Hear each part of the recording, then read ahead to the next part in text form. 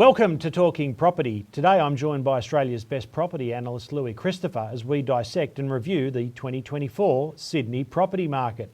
Louis, thanks for joining us. G'day, Peter. Nice to be with you once again. Louis, we caught up mid-year and the Sydney market was actually outperforming expectations at that stage. Yes. We were both very surprised at how well the market was travelling. But it's looking like it was a year of two halves where the market really changed around August, didn't it? Yes, it did. Yeah. So I think from the start of the spring selling season, we noticed a real decline in auction clearance rates. And over and above that, stock on market or listings started to accumulate based on a rise in older listings. So when you start seeing a rise in older listings, it generally is a big sign that the market's slowing down. Yeah, so just confirming, the spring selling season actually starts in August because that's when the auction clearance rates on your numbers dip below 50%. Essentially, that's when you start to see more listings in the marketplace ahead of September.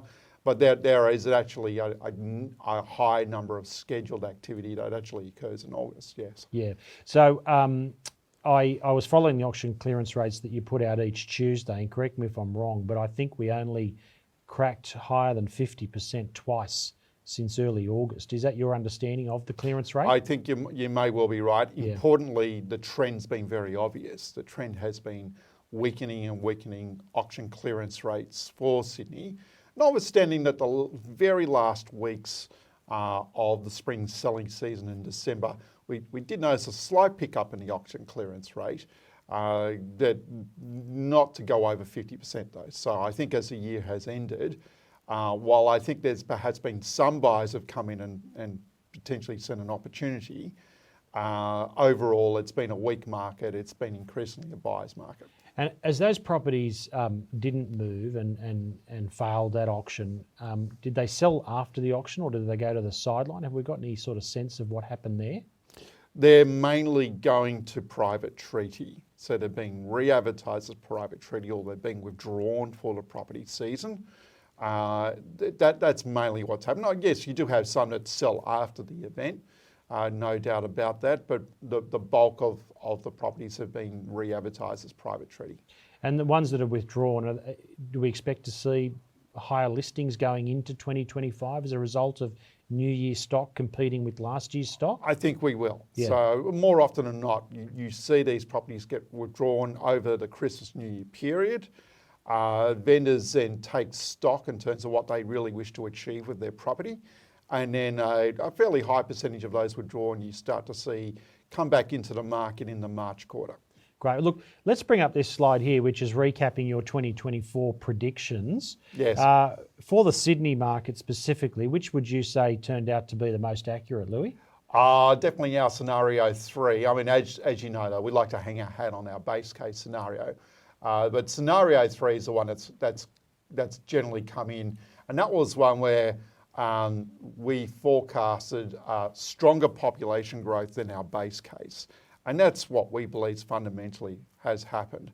The population in 2024 has expanded once again nationwide by north of 500,000 people. So the government made a big announcement very early in the year that they were pulling back on the people that they let, the number of people they let into the country. Did they break that promise? I think they have. When you look at the net overseas arrival data, which is more timely data than the overall net immigration data, it's showing there's been no major slowdown. There's been a slight slowdown over 2023, but not a material slowdown and far less of a slowdown than what federal budget actually anticipated, what the government suggested would happen, and what our own forecast suggested would happen. So yeah, it's been a stronger than expected year on the population front.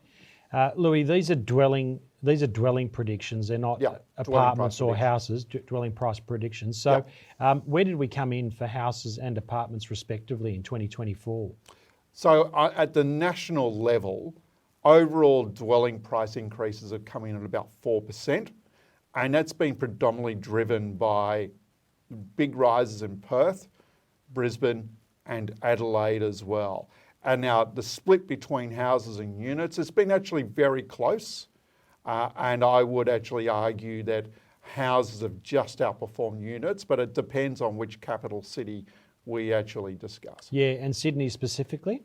Sydney, on our numbers, units have done a little bit better than houses. Okay, when was the last time apartments outperformed houses in Sydney? 2018. Yeah, so quite some time. Yeah, we're noticing that on cyclical downturns in Sydney, and it is the case for Melbourne, that units tend to be a pretty good defensive play in downturns, whereas in upturns, houses beat units. And is that because they're cheaper? I think they're cheaper. Yes, it is an affordability factor. Now, when we speak of units, we're talking about existing units. The off-the-plan stock, no way, that always underperforms. But existing units, during downturns, we're noticing in more recent times, it's outperforming. So it is an affordability factor. It's also a supply factor relative to underlying demand increases. So inflation's been running at about 3%, dropping in very recent times, but averaged that around that during the year. Yeah. Sydney house prices have put on a little bit more than 3%, would you say? So for the course of 2024, Sydney house prices look like it'll finish the year at about plus 3%. So it's kept pace with inflation, but overall not done much better than that. Yeah, and I think we need to look at, as you spoke of earlier, a tale of two halves. So the first half of the year is where most of the gains in Sydney occurred. But really on our numbers from about September onwards, we've been recording housing price falls in Sydney.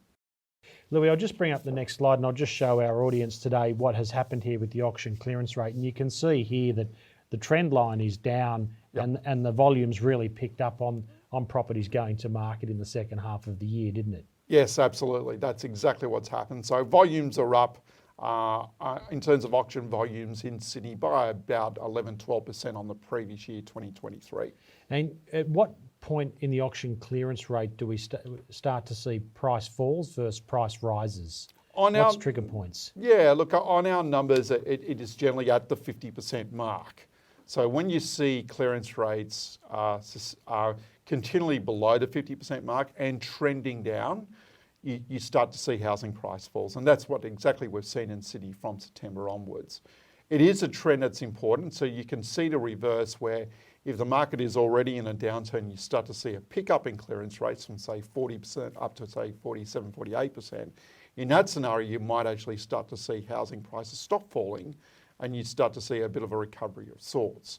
So it's not just the absolute number that counts, it's the actual direction that counts too. Now, I'll bring up our next slide here, which covers off migration numbers. Yes. These slides, by the way, are from your 2025 Boom and Bust report, which I encourage everybody to get a copy of it. It's excellent every year, but this year I thought it was an outstanding report, Louis. And this here I thought captured some really, really interesting trends. If you just want to walk us through the first population slide there and let us know what we're seeing here. Yeah, sure. So the first slide there looks at total population growth split by natural increases, so that's births over deaths, plus net overseas migration being the orange line there. And as you can see, there was a huge rise in the population growth rate following the end of COVID and the opening of the borders. Now, since then, we've had a little bit of a slowdown, but nowhere as much as anticipated.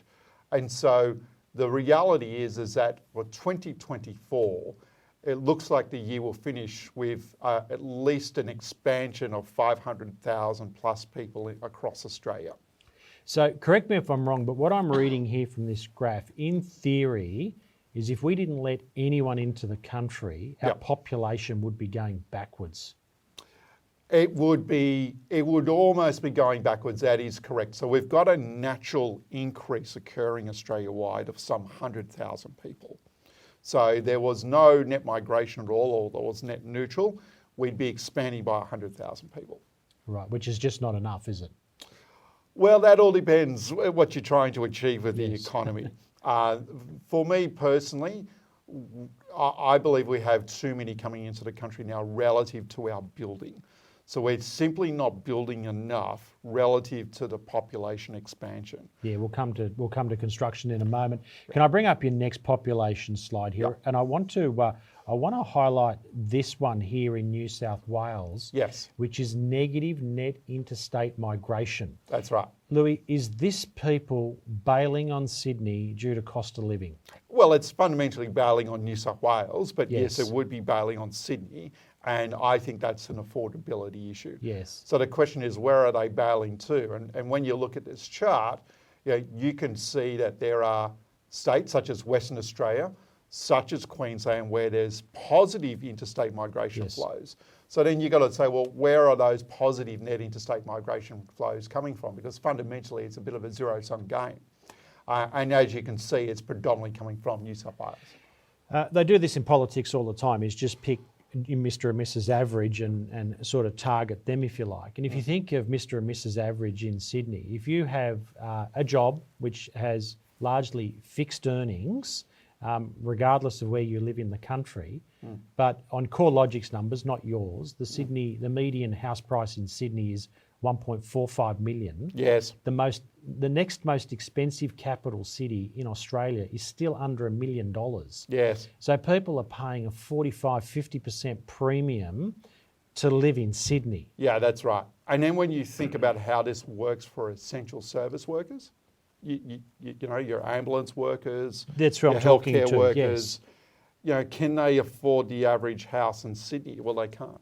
And their lifestyle will be better if they bail, Exactly. which is captured here, isn't it? And this is a problem for the city in the long term. We need essential service workers in this city. Yes, indeed. We can't all be bankers, lawyers, We certainly cannot. real estate agents. We don't need any more real estate agents, so it's one thing everyone will agree on today.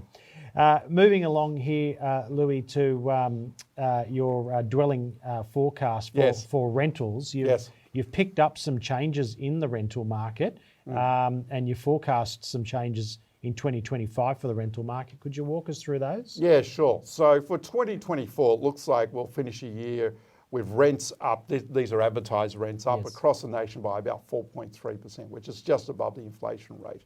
Now, let's keep in mind, back in 2023, that number was towards 10%, with some cities recording nearly 20% rental increases. But what's been going on over the course of 2024 is a lot of the bad news in the rental crisis has been priced into the rental market, in our view.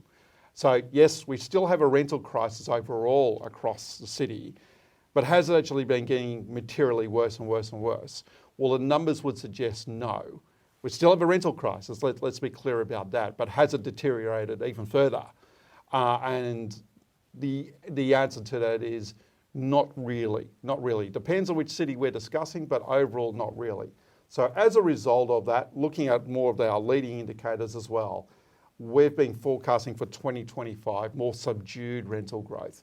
Yeah. We've still got a situation where there's more tenants than dwellings, but how people have been responding, particularly in these hard times, is that they've been grouping together more to share the burden of the rent. And the RBA wanted to see that, didn't they? They did indeed, and it has been happening. Yeah. So let's talk about the RBA. All along, we've been hearing about headline inflation. We've got to get into the target range between 2 and 3%. Yes. We slipped into the target range, 2.8% and then 2.1%. And then this new dialogue emerged from the RBA, as new as far as I'm concerned anyway, where it wasn't about the headline inflation number, it was about the underlying inflation number. And that's still stubbornly high at 3.5% and creeping up. That's why rates won't be cut. Louis, did the RBA move the goalposts on us? Look, I don't believe so, Peter. To be fair to the Reserve Bank, they've always had a word or two about underlying inflation. It's something that they like to follow more closely because it trends a bit more. It takes into account things such as government subsidies that we've been seeing in the marketplace, whereas the headline number doesn't really adjust for these government subsidies. So I understand why the RBA has been stating what they've been stating. Now, that said, we're all aware that the economy's been slowing down fundamentally. And on a per person basis, it's been going backwards for a number of quarters now. That will certainly be playing on the RBA's mind. What else will be playing on the RBA's mind is the fact that we're seeing an increasing number of central banks overseas cutting interest rates. So the ECB, for example, has been cutting interest rates. The Federal Reserve in the United States has been cutting interest rates. And so that potentially has been putting pressure on the RBA to do a similar cut. Yeah, the RBA does have a higher cash rate lower cash rate setting, I should say, than all of those central banks coming into this cycle, though, didn't it? We didn't go up as high. They didn't go up as high, so their argument is we shouldn't go down as low. Yeah. And there's a case to say, well, let's keep interest rates on a more neutral setting, or the current setting for longer. Louis, do you think the current interest rate setting is correct? Are they right to have left it on hold all year, or should they have thrown in a cut late in the year to throw some relief? Oh, that's a good question, and I'm glad I'm not a central banker, Peter, because they're dealing with a lot of factors that are out there, a lot of varying forces. They would be conscious that potentially cutting interest rates could reignite the housing market in Sydney and Melbourne, and I don't think they want to actually see that. Well, most of our audience are not Melbourne related, but that market is really taking a battering at the moment, isn't it? In Melbourne, yes. Yeah. I mean, look, to be clear, there's no crash in Melbourne occurring. Housing prices are off for the year by about 3%. And like Sydney, auction clearance rates in Melbourne have been weakening as we get towards the end of 2024. There are also other issues at play in Melbourne which we're not seeing so much of in Sydney. So, for example, we've recorded essentially a new high on distressed listings activity in Melbourne. So, when we've talked about distressed listings in the past with you, Peter, we've always qualified the point that, okay, hang on, yes, there might be a bit of a rise in distressed listings, but we're still well below the pre-COVID levels. So it's still a relatively benign situation, but not in Melbourne anymore. So Melbourne has recorded a new high. It's higher than pre-COVID. And so that's telling us that there is more financial distress in the Victorian community. The state budget, the land tax, the anti-landlord position the state government's taken there is all impacting on this, isn't it? I believe so. Yeah, existing landlords selling out. There's a lack of confidence for incoming Plus an overall landlords. slowdown in the Victorian economy, I believe, is also occurring. Yeah, it was, you would suspect, is it Australia's most populated city now? Oh, it's line ball with Sydney right now. Yeah. So you would expect that its pricing would not be too dissimilar, but again, on CoreLogic's numbers, tell me if you've seen something different. But it's now the fourth or fifth most expensive capital city in the country, where certainly Brisbane, Canberra, and I think it might be one other city, Perth, might be challenging it in terms of its median house price value. Yeah, that's true, and that may well present a longer term opportunity in Victoria and in Melbourne once the economy stabilises and changes are made politically, potentially. And those essential workers in New South Wales that are being asked to pay a median house price $1.45 million, if they can earn the same in Melbourne, why wouldn't you go to Melbourne for lifestyle purposes? There's a lot of change between 1.45 and 950. Absolutely. And going back to that interstate migration flows, you will see that in Victoria there's no major negative interstate outflow. In fact, I think it's now slightly positive, whereas as we can see in New South Wales, it's a major interstate outflow. Yeah. Louis, right through this interest rate hiking cycle that we've been undertaking, the prestige market has been impervious to higher interest rates. It's just been performing, it's just continued its bull run from the COVID era. Did you detect any changes in your data as to how the prestige market was performing on the back end of the year? We have noticed some weakness in the inner rings of Sydney when we look at Sydney's east, Sydney's inner west, Sydney's lower North Shore and Sydney's upper North Shore. We now are recording rises in stock, including freestanding houses. I think the very top end of the market is still fairly solid. So what's top end? 15 plus? 15 million it'd be plus? 10 million plus in our view. So prestige should be 5 to 10 in? Yeah, 5 to 10. And I think we're seeing some weakness between the 2.5 to about $6 million range. So that is a point where you still see basically buyers who are taking out loans to buy those homes. Whereas when you get to 10 million plus, it's all cash. It's generally cash buys. Yeah. In the middle of the year when we caught up, you felt the geopolitical issues could dominate where the market goes in the short term.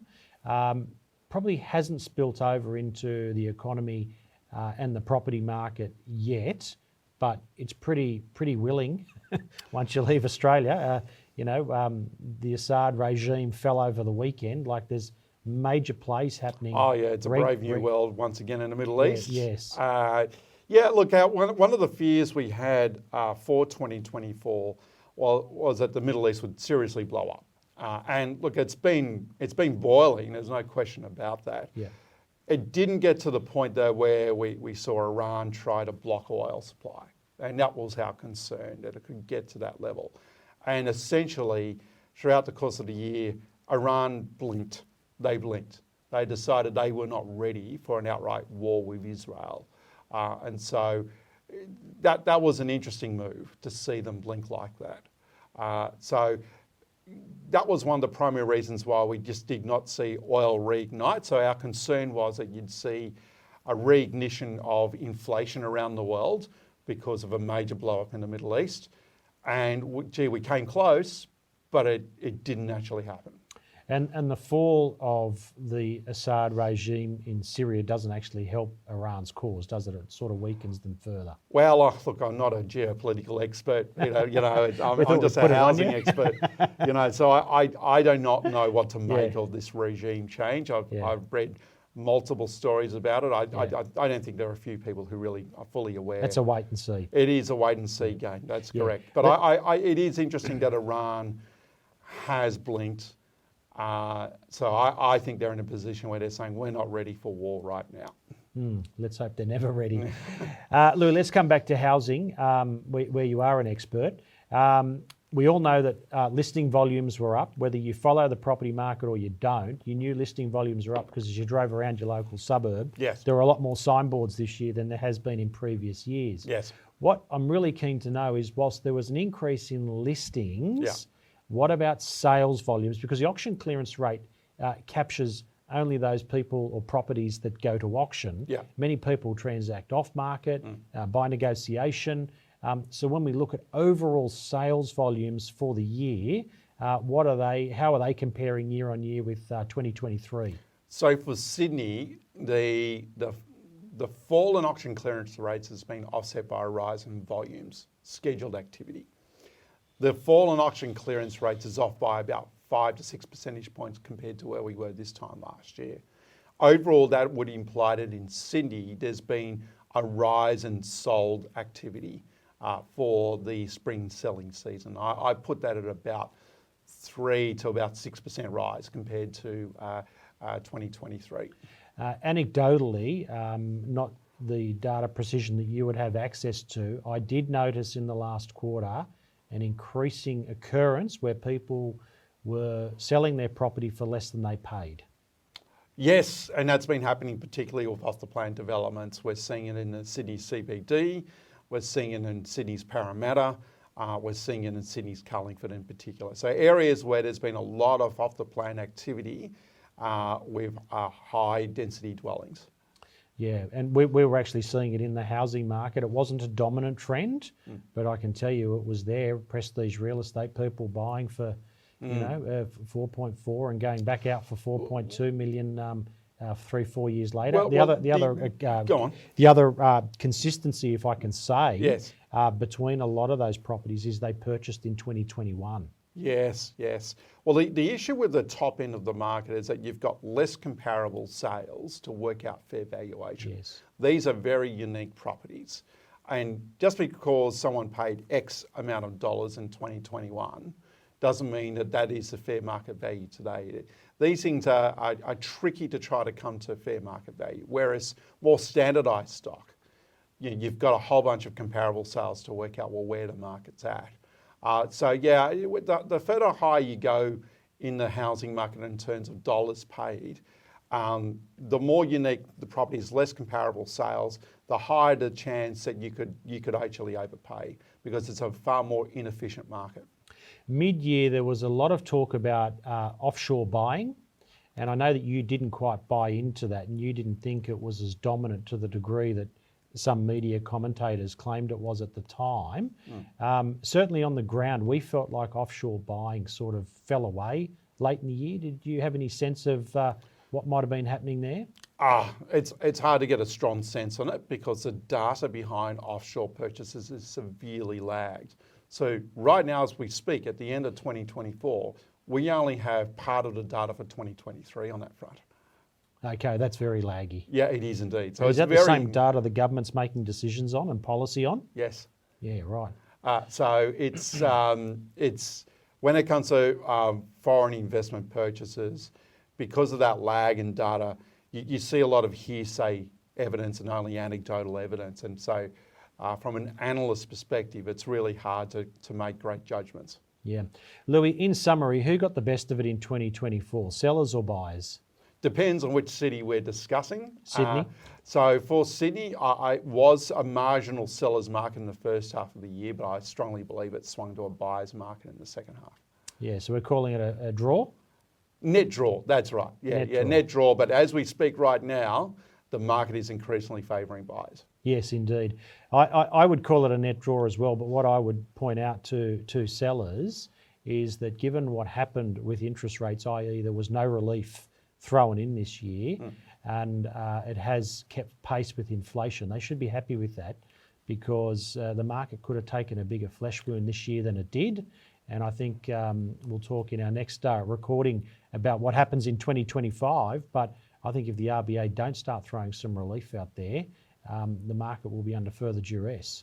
I think so. I think for the first, as we finish the year and head into 2025, pretty much all our indicators, leading indicators on the Sydney housing market have headed south. They're weak. So I'm a strong believer that housing prices will continue to fall into the start of 2025 and probably until we finally see that rate cut.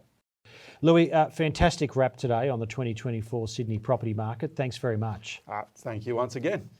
And thank you for joining us today on Talking Property. We look forward to speaking with you next time.